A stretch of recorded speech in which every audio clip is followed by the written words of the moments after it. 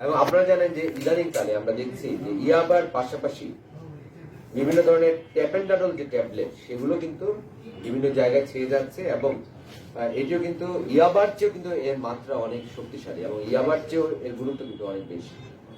এবং সেই জন্য আমরা ট্যাপেন্ডাডল ট্যাবলেটের বিরুদ্ধে আমরা কিন্তু আমাদের অভিযান সক্রিয় আছে।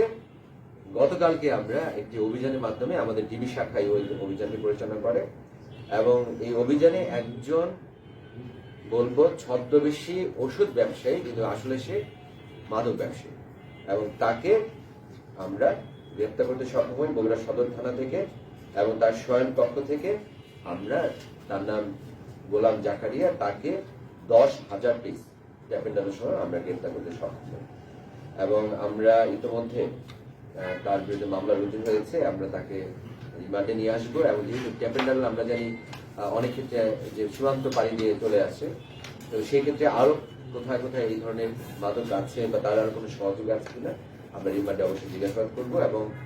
আমরা বলতে পারি যে মাদকের বিরুদ্ধে যে আমাদের অভিযান সেই অভিযান কিন্তু খুব সক্রিয়ভাবে চলমান আছে। ধন্যবাদ।